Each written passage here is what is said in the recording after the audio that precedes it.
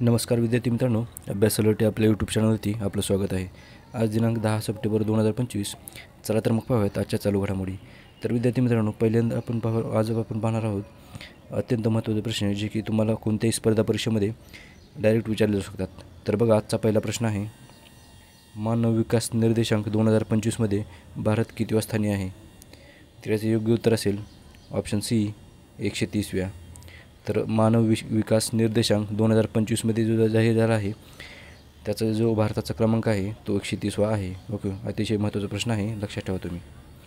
तर चला पुढचा प्रश्न आहे, प्रश्न क्रमांक 2 बघा. नुकतेच US ओपन टेनिस 2025मध्ये महिला एकेरीचे विजेतेपद कोणी जिंकले आहे? तर बघा, याचं उत्तर असेल ऑप्शन बी अरिना सबलेंका.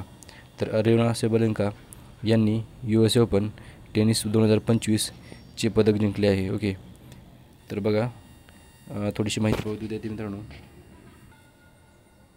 बघा विद्यार्थी मित्रांनो, बेलारुसी टेनिसपटू अरिना सबलेंका यांनी 2025च्या US ओपन महिला एकेरी स्पर्धा जिंकली आहे.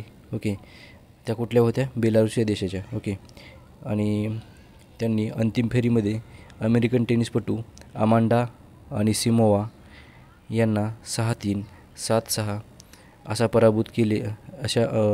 गोलने पराभूत केले आहे. ओके, तर लक्षात ठेवा विद्यार्थी मित्रांनो. ओके, अरिना सबलेंका या बेलारुस देशाच्या होत्या.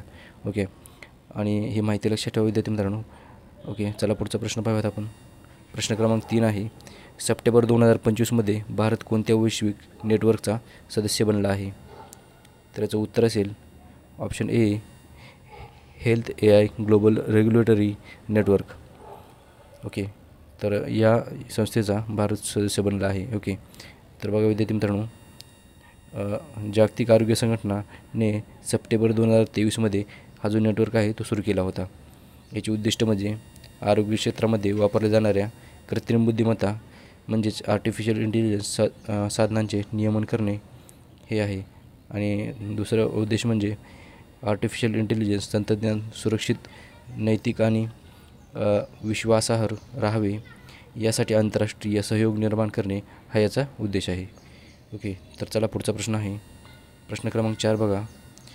नुकताच कोणत्या राज्य सरकारने बॅलेट पेपरवर मतदानाचा निर्णय घेतला आहे?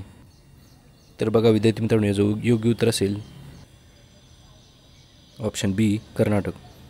तर कर्नाटक या राज्याने राज्य सरकारने बॅलेट पेपरवर मतदानाचा निर्णय घेतला आहे. ओके, तर चला विद्यार्थी मित्रांनो पुढचा प्रश्न पाहूयात आपण. बघा, प्रश्न क्रमांक 5 आहे, भारतातील पहिले ज्येष्ठ नागरिकांसाठी आयोग स्थापन करणारे राज्य कोणते ठरले आहे? याचं योग्य उत्तर असेल ऑप्शन ए केरळ. तर केरळ हे राज्य ज्येष्ठ नागरिकांसाठी आयोग स्थापन करणारे भारतातील पहिले राज्य ठरले आहे. ओके, तर विद्यार्थी मित्रांनो बघा, थोडीशी माहिती बघूयात आपण. बघा, याचा उद्देश म्हणजे वरिष्ठ नागरिकांच्या हक्क, कल्याण, पुनर्वसन तसेच उत्कृष्ट जीवनमान, दुर्लक्ष, शोषण, एकांकीपणा यांसारख्या समस्यांवर कार्यवाही करण्यासाठी मार्गदर्शक तत्त्वे आखणे हा आहे. तर याचा उद्देश लक्षात ठेवा विद्यार्थी मित्रांनो. चला पुढचा प्रश्न पाहूयात आपण. बघा, प्रश्न क्रमांक 6 आहे, नुकतेच कोणत्या देशाने आपल्या रक्षा मंत्रालयाचे नाव बदलून युद्ध मंत्रालय म्हणजेच वॉर मिनिस्ट्री केले आहे? तर याचं योग्य उत्तर असेल ऑप्शन सी अमेरिका.